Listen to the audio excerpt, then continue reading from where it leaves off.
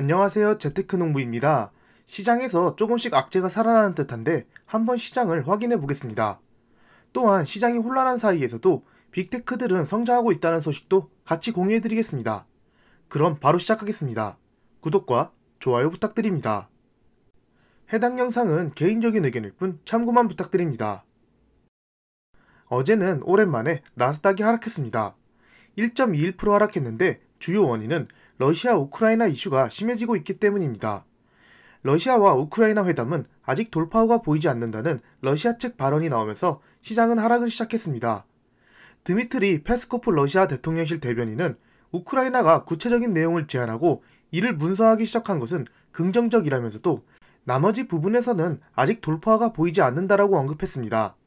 그에 따라 유가도 107달러까지 상승하며 인플레이션이 해결된 기미가 보이지 않습니다. 공포지수를 봐보겠습니다. 장중에 20을 넘긴 했지만 다시 하락해서 20 아래까지 떨어졌습니다. 아직 공포지수는 크게 올라가고 있지 않지만 언제든 20 이상으로 올라가며 상승할 수 있다는 것을 보여준 듯합니다. 장단기 금리차를 확인해 보겠습니다.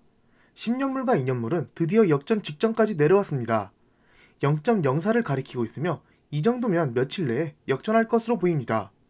반대로 10년물 3개월물은 계속해서 상승하고 있습니다.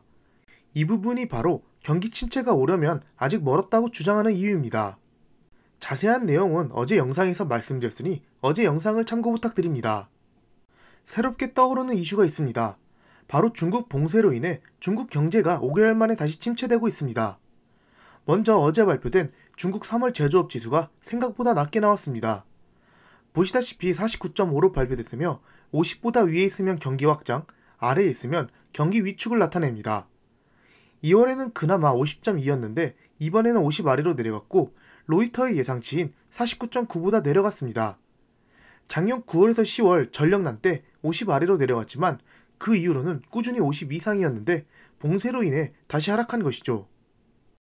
현재 중국의 상태는 20년 초반 코로나가 심해졌을 때보다 더 심한 상황이라고 합니다.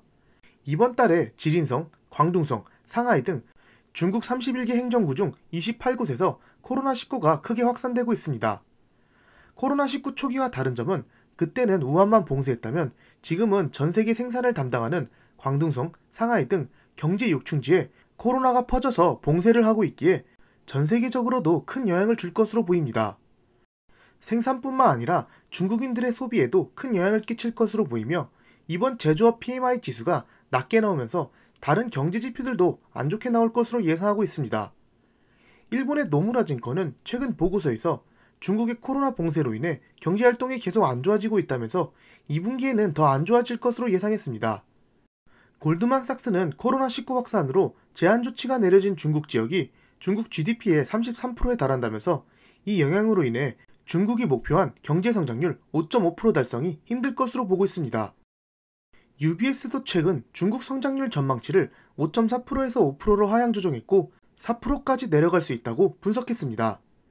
중국이 왜 세계 증시에 영향을 끼치냐면 중국은 전 세계 최대 생산 기지이면서 동시에 엄청난 소비를 하는 나라이기 때문입니다.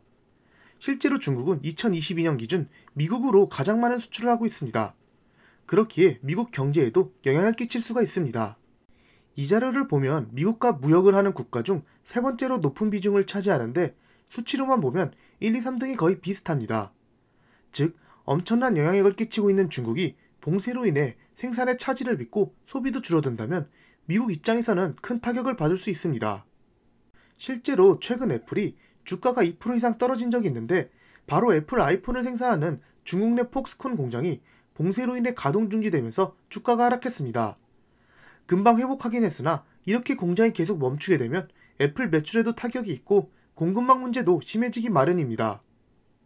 러시아 이슈로 인해 조금씩 문제가 나타나고 있습니다. 독일의 경제장관은 천연가스 보급 문제에 대한 1단기 조기 경보를 30일날 발표했습니다. 소비자들에게 에너지를 절약할 것을 당부했습니다.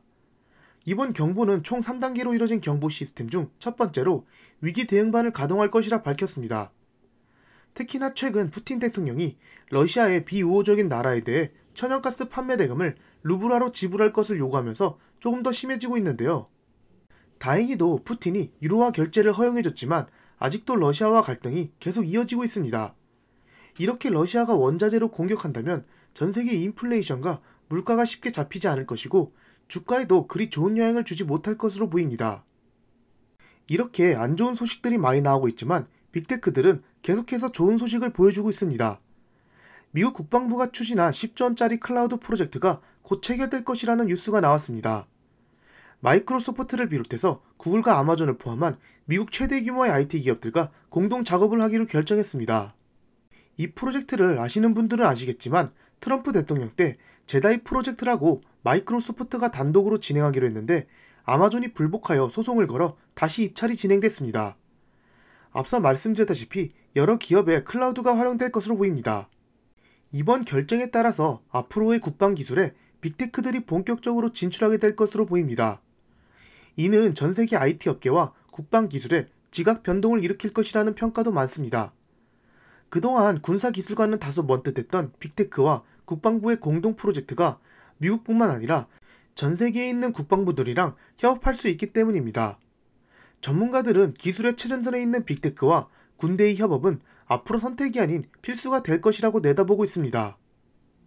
이제 드디어 시장이 쉬어가는 건지 아니면 저번 주처럼 잠깐 하락했다 급등할지는 두고 봐야겠지만 개인적으로는 다시 한번 급등을 시킬 만한 호재가 보이지는 않습니다. 왜 이렇게 올랐는지 월가에서도 정확한 답을 못 찾고 있습니다. 나스닥이 최근 급등할 때는 러시아 이슈가 심해져도 크게 반응하지 않았지만 이제는 어느 정도 나스닥이 상승해서 그런지 다시 반응하고 있습니다. 러시아 이슈라도 종결돼야 안정적으로 상승할 텐데 러시아 악재가 길어지면서 인플레이션이 상승하는 등 또 다른 문제들이 계속 발생하고 있습니다. 또한 중국이 새로운 변수로 떠올랐습니다. 워낙 큰 나라이고 생산 기지도 많기에 중국의 봉쇄와 경제 성장률 하락은 전 세계 경제에 악영향을 끼칠 확률이 높습니다. 이런 악재들을 알아가되 결국 시장은 악재에 적응하고 상승하기에 악재로 인해 단기적으로 하락한다면 적절하게 매수 타이밍을 잡는 것도 나빠 보이지는 않습니다. 상승하든 하락하든 이번 하락장에서 꾸준히 분할 매수를 해오신 분들은 아직도 좋은 수익을 보고 있을 거라 생각합니다. 그런 분들께서는 단기적인 시장의 움직임보다 좀 더 장기적인 움직임을 대비하는 것도 나빠 보이지는 않습니다. 저 같은 경우는 5월 FOMC를 기다리고 있습니다.